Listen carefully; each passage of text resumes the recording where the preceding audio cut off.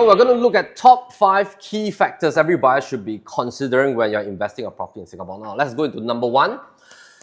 Key factor number 1, everybody talks about location, location, and location. Of course, that's like the HO methodology and framework. Let's really deep dive what does it mean for location in Singapore, because Singapore property market has already shifted. Now we're in a full-blown maturity stage. What do I mean by maturity stage is that maturity stage is a phase where we are a fully developed country. We are like all the top 10 most pricey countries in the world. If you want to stay and live in Singapore, cost of living is high.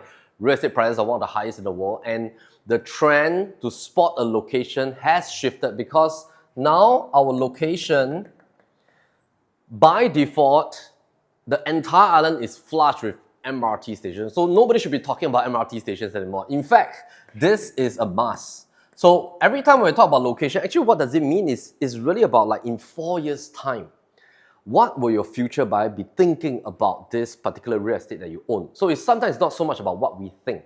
Sometimes it's we thinking about what the future buyer will think. Because if this is an investment approach, we should be thinking about what your future exit audience is thinking about, because they are going to be one that will be taking over your property.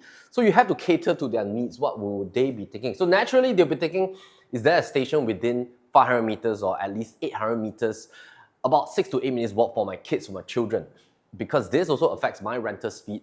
Easily, can I find a tenant within like a short 1 month period? Do I have a long vacancy period? So this is extremely by default important now. Schools are of course very important. If you talk about schools, we are talking about popular schools. Schools, we're talking about popular schools. And I mean popular schools that are really popular with parents. And education is a big thing in Singapore. If you have a kilometers within popular school, naturally your exit audience is going to be wider. That is why some condos and apartments that are old, but they are within a kilometers, is still fantastic. So location comprises of these two components, of course. And we also talk about whether does it cater to the master plan growth. And this is the last sub point of this first very important pivot, which is location, because the entire island has already decentralized. Meaning, in various zones, there are its own hospitals, there are its own shopping malls, there's a lot of integrated development. So it has already hit a decentralized stage. You have Punggol Digital District, you have the Woodlands Master Plan, you have the West Business District, you have, of course, the East part, which is Changi Airport and universities and all that kind of stuff. So different master plans cater to different growth process. So in terms of location, look at these 3 sub-factors. Now let's move on to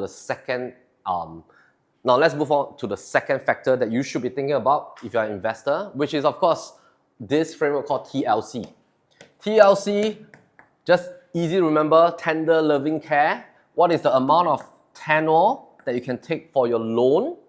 What is your loan capability in terms of the overall loan that the bank is willing to loan you, in terms of the amount of earning power that you have in this season, and of course, how much can you leverage?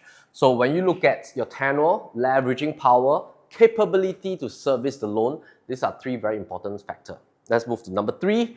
Number 3, we want to hunt for properties that has this 4th point in terms of an investment framework, which is capital appreciation.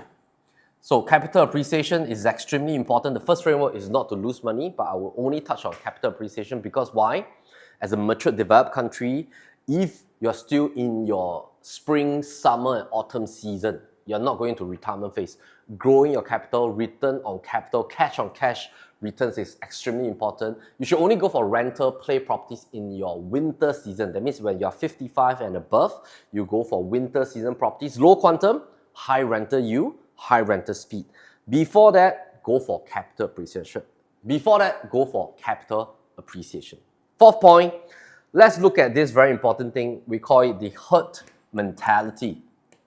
Herd mentality has to do with the psychology factor of the condo that you own. Always look at how much appreciation the actual owners now has already enjoyed and how much profit they're sitting on. Because if I'm going for a condo which the graph is like this, meaning the people that have not sold their property are sitting on profit margin, this is a very healthy condo, because buying into condos is like buying into a community. If the energy level of the existing owners is not healthy, meaning that they're sitting on losses, what is going to happen is that if this is a negative loss, the transaction volume is going to be very low. They are not going to sell their property. They're just going to continue to hold and wait for a U-turn. But sometimes in real estate, it does not come that easy. It might take 10, 15, 20 years. There's a lot of case studies of this. We have analyzed over hundreds and hundreds of condos. Properties like this usually take very long to U-turn because maybe sometimes they will launch too expensively. They will launch during cooling measures. They will launch at a price or quantum that is not suitable for growth in that season. Always hunt for properties that are going on an uptrend.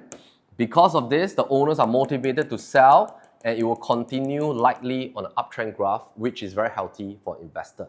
And of course, the fifth point, last but not least, that we want to talk about is that always look for properties in the most powerful segment, which is either the landed property market, because there's only 73,000 landed property in Singapore. If you look at the latest DBS report, this is going to be a fixed supply because the DBS forecast is that by year 2040, we're going to have at least 500 over 1,000 condos and apartments, although they didn't distinguish the amount of landed and condo mix, but we can already forecast that there's no new land for this. There's no government land sales for landed properties. There's only going to be an additional 10,000 units for condos.